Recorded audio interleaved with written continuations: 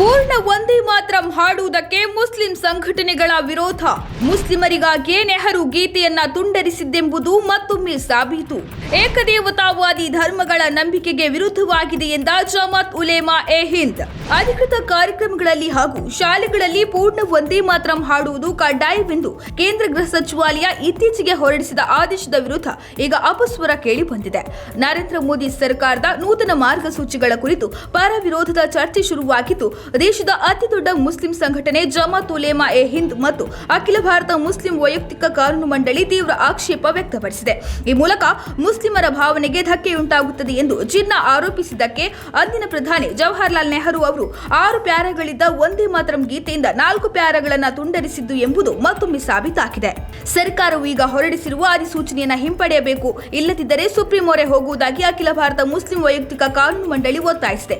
ಈ ಕುರಿತು ಪ್ರತಿಕ್ರಿಯಿಸಿರುವ ಅಖಿಲ ಭಾರತ ಮುಸ್ಲಿಂ ವೈಯಕ್ತಿಕ ಕಾನೂನು ಮಂಡಳಿಯ ವಕ್ತಾರ ಎಸ್.ಕ್ಯೂ.ಆರ್. ಇಲಿಯಾಸ್, ಶಾಲೆಗಳು ಮತ್ತು ಅಧಿಕೃತ ಕಾರ್ಯಕ್ರಮಗಳಲ್ಲಿ ವಂದೇ ಮಾತರಂನ ಎಲ್ಲ ಚರಣಗಳನ್ನು ಪಠಿಸುವುದು ಸಂವಿಧಾನ ಬಾಹಿರ, ಧಾರ್ಮಿಕ ಸ್ವಾತಂತ್ರ್ಯ, ಜಾತ್ಯತೀತ ಮೌಲ್ಯಗಳಿಗೆ ವಿರುದ್ಧವಾಗಿದೆ ಮತ್ತು ಸುಪ್ರೀಂ ಕೋರ್ಟ್ನ ತೀರ್ಪಿಗೆ ವಿರುದ್ಧವಾಗಿದೆ ಎಂದಿದ್ದಾರೆ. ಈ ಹಾಡಿನಲ್ಲಿ ದುರ್ಗಾ ಮತ್ತು ಇತರ ದೇವತೆಗಳ ಪೂಜೆಯ ಉಲ್ಲೇಖಗಳಿವೆ. ಇದು ಮುಸ್ಲಿಮರ ನಂಬಿಕೆಗಳಿಗೆ ವಿರುದ್ಧವಾಗಿದೆ. ಹಾಗಾಗಿ ಇದು ಸಂಪೂರ್ಣವಾಗಿ ಸ್ವೀಕಾರಾರ್ಹವಲ್ಲ.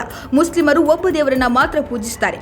ಪಾಲುದಾರರಿಲ್ಲದೆ ಅಲ್ಲಾಹನು ಮತ್ತು ದೇವರೊಂದಿಗೆ ಪಾಲುದಾರನ ಸಂಯೋಜಿಸಲು ಇಸ್ಲಾಂ ಯಾವುದೇ ರೀತಿಯ ಅವಕಾಶಗಳನ್ನು ನೀಡುವುದಿಲ್ಲ ಎಂದು ಅವರು ಹೇಳಿದ್ದಾರೆ. ಏತನ್ಮಧ್ಯೆ ಜಮಿಯತ್ ಉಲೇಮಾ ಎ ಹಿಂದ್ ಅಧ್ಯಕ್ಷ ಅರ್ಷದ್ ಮದನಿ ಟ್ವೀಟ್ ಮುಖಾಂತರ ಇದನ್ನು ಅಲ್ಪಸಂಖ್ಯಾತರ ಧಾರ್ಮಿಕ ಸ್ವಾತಂತ್ರ್ಯದ ಮೇಲಿನ ಸ್ಪಷ್ಟ ದಾಳಿ ಎಂದು ಕರೆದಿದ್ದಾರೆ. ಹಾಡಿನ ಕೆಲವು ಚರಣಗಳು ತಾಯ್ನಾಡನ್ನ ದೇವತೆಯಾಗಿ ಚಿತ್ರಿಸುವ ನಂಬಿಕೆಗಳನ್ನು ಆಧರಿಸಿವೆ ಎಂದ ಅವರು, ಇದು ಏಕದೇವತಾವಾದಿ ಧರ್ಮಗಳ ನಂಬಿಕೆಗೆ ವಿರುದ್ಧವಾಗಿದೆ ಎಂದಿದ್ದಾರೆ. ಪತ್ರಿಕಾ ಹೇಳಿಕೆಯಲ್ಲಿ ಮಂಡಳಿಯ ಪ್ರಧಾನ ಕಾರ್ಯದರ್ಶಿ ಮೊಹಮ್ಮದ್ ಫಜ್ಲುರ್ ರಹೀಂ ಮುಜದ್ದಿ ಅವರು ಸುಪ್ರೀಂ ಕೋರ್ಟ್ನ ತೀರ್ಪುಗಳಿಗೆ ವಿರುದ್ಧವಾಗಿ ಈ ಕ್ರಮವು ಅಸಂವಿಧಾನಿಕ, ಧಾರ್ಮಿಕ ಸ್ವಾತಂತ್ರ್ಯ ಮತ್ತು ಜಾತ್ಯತೀತ ಮೌಲ್ಯಗಳಿಂದ ವಿರುದ್ಧವಾಗಿದೆ ಮತ್ತು ಮುಸ್ಲಿಮರ ಧಾರ್ಮಿಕ ನಂಬಿಕೆಗಳಿಗೆ ನೇರವಾಗಿ ವಿರುದ್ಧವಾಗಿದೆ ಎಂದು ಹೇಳಿದ್ದಾರೆ.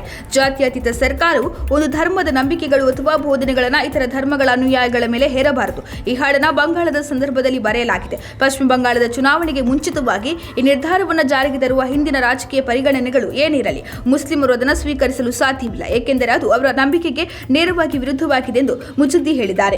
ಈ ಮೂಲಕ ಭಾರತದ ಸ್ವಾತಂತ್ರ್ಯ ಹೋರಾಟದ ಸಮಯದಲ್ಲಿ ಒಂದು ಘೋಷವಾಕ್ಯವಾಗಿ ಮಾರ್ಪಟ್ಟ ಮತ್ತು ರಾಷ್ಟ್ರೀಯ ಹೆಮ್ಮೆಯ ಸಂಕೇತವಾಗಿ 150 ವರ್ಷಗಳನ್ನು ಪೂರೈಸಿರುವ ಈ ಗೀತೆಗೆ ರಾಷ್ಟ್ರಗೀತೆಯಷ್ಟೇ ಗೌರವವನ್ನು ಸಲ್ಲಿಸುವ ಸಲುವಾಗಿ ತಂದ ಮಾರ್ಗಸೂಚಿಗಳನ್ನು ಧರ್ಮ ಮತ್ತು ರಾಜಕೀಯ ಕಾರಣಗಳನ್ನು ನೀಡಿ ಕೆಲ ಮೂಲಭೂತವಾದಿಗಳು ವಿರೋಧಿಸುತ್ತಿರುವುದು ವಿಪರ್ಯಾಸವೇ ಸರಿ.